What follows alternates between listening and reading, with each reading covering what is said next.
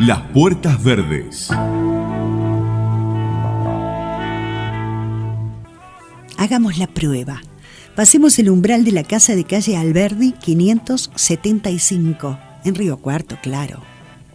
Crucemos la entrada, quedémonos en silencio y quizá, ¿por qué no?, antiguos pasos, voces, símbolos, ceremonias, nos permiten imaginar algo de lo que fue ese lugar, sede de la masonería en Río Cuarto, sí señor. Si elegimos un lunes para hacer esta visita, las probabilidades aumentan. Ya van a ver por qué. Antes de entrar, miremos la inscripción del umbral de mármol blanco, en el piso, sí. Las últimas letras fueron borradas por la escoba del tiempo, pero se comprende perfectamente lo que decían: Augusta Logia Estrella. Bueno, pasemos ahora el atrio o patio descubierto. En aquel entonces el piso era de tierra, ahora no. Antes de entrar al edificio llamado el Templo, levantamos la vista, vemos en el muro unas letras en bajo relieve, algunas desgastadas, que son las iniciales de A la gloria del gran arquitecto del universo. Las iniciales eran suficientes. Quienes habían llegado hasta allí sabían muy bien el significado. El templo era lugar de trabajo y de adoración. Los hombres que allá por 1890, 1900 cruzaban la verja entraban en un grupo de hermandad espiritual. Tenían grados y funciones bien definidas y tallaron en la vida de la ciudad, en las decisiones, porque muchos fueron hombres públicos. Ahora, ¿cómo llegó la masonería a Río Cuarto? Retrocedamos varios siglos, vengan. Cuando las breves y ansiosas carabelas de Cristóforo Colombo divisaron la costa americana, en Europa, la Baja Edad Media tocaba a su fin. Los albañiles, constructores y arquitectos de Inglaterra, de Francia, de Italia, ya estaban nucleados en grupos, en sindicatos, donde los más experimentados enseñaban los secretos de la construcción y se reunían en locales llamados lodge, logia en español. Albañil en idioma inglés se escribe mason, pero sin acento. En francés también se escribía maçon, pero con la S y la gírgola con la C, en vez de la S. En italiano, muratore. El emblema de estas sociedades secretas era ya por aquel entonces la escuadra, la plomada y el compás. La escuadra alude a la rectitud, también la plomada. El compás, por ejemplo, remite a la distancia que cada masón debe guardar respecto de los demás. Con el transcurrir de los siglos, esas sociedades también empezaron a admitir a miembros que no eran constructores, ni ingenieros, ni arquitectos, y así se llega a la masonería de los libres y agregados. Bueno, esto sucedía más o menos, para hacer números redondos, en el año 1500.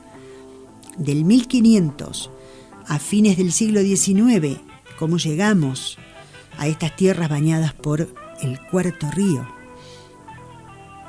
Bueno, Río Cuarto, ustedes saben, fue frontera sur de la provincia y del país durante muchos años, frontera sur, de manera que la ciudad, la villa, la ciudad, era un borde permeable, atravesado siempre también por las contradicciones de un país que todavía no acertaba a constituirse. A Río Cuarto llegaban personas de toda clase y condición, militares, dirigentes, políticos, inmigrantes, y muchos de ellos traían ideas liberales, laicas, provenientes de lo que fue el ideario de la generación del 80 en Argentina, por ejemplo. Los inmigrantes, por su parte, traían últimas novedades en materia de pensamiento europeo. De manera que los hermanos masones se juntaron una noche en el Café de los Amigos. Estaba en una de las esquinas en la sudeste de Buenos Aires y Alvear, el Café de los Amigos, y allí sentaron las bases de la Logia Estrella de Río Cuarto, sobre todo a instancias de alguien muy conocido en la ciudad, Wenceslao Tejerina. Ahora volvamos, si les parece, a nuestra visita al edificio de la calle Alberdi, 575. Agucemos los ojos y los oídos a ver si logramos perfilar las siluetas, aunque borrosas, de aquellos primeros 34 masones riocuartenses.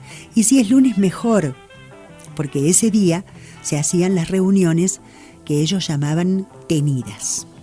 Tenidas.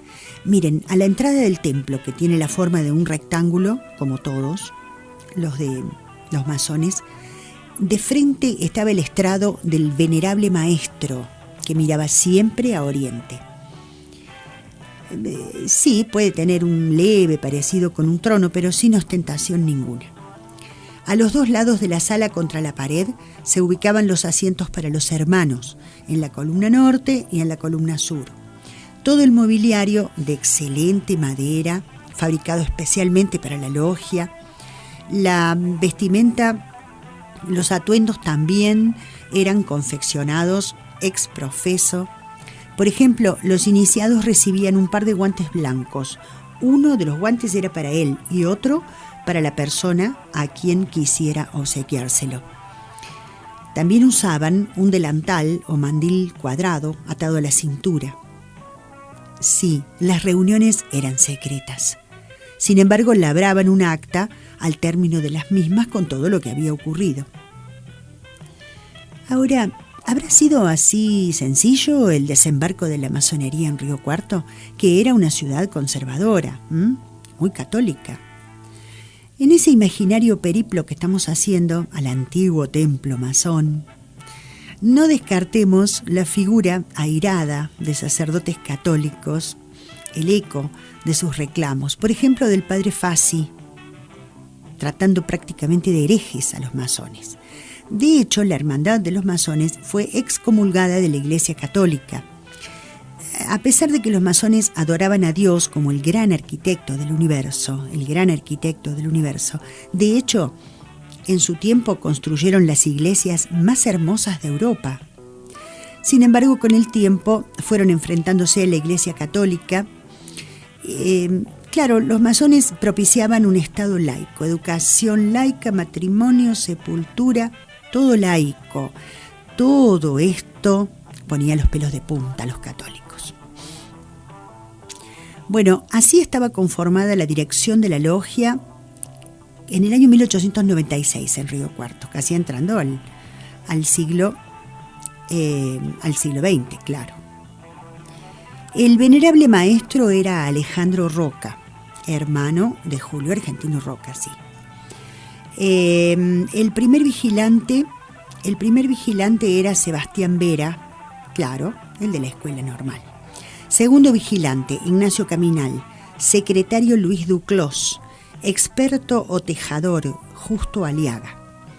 Y el segundo diácono era José Semería, grado 3. Semería fue intendente municipal, fue presidente de la sociedad rural, concejal, en fin. Tuvo una dilatada actuación pública. En nuestra visita al antiguo templo de calle Alberdi 575, ahora podremos encontrar algún nombre de constructor, de albañil, ya que ellos fueron los iniciadores de las logias masónicas. ¿Hubo en la logia Estrella de Río Cuarto constructores? Sí hubo. Al menos los que han quedado documentados, es decir, que no hay ninguna duda. Puede haber habido más, ¿no? Los documentados fueron José Franceschi, era francés y arquitecto. Juan Gaudino, constructor italiano. Luis Damond, francés, constructor de primera categoría, así aparece en un censo. Y estaba Bautista Silghi, italiano, albañil, muratorio. Aunque en Río Cuarto la logia Estrella terminó su actividad y fue apartada, en 1910 por allí, fue apartada de las grandes logias argentinas. Perdura su memoria y su edificio, que ahora pertenece al Partido Socialista, está intacto. Y dicen que guarda antiguos ecos. Gracias siempre a Carlos Mayol Laferrer.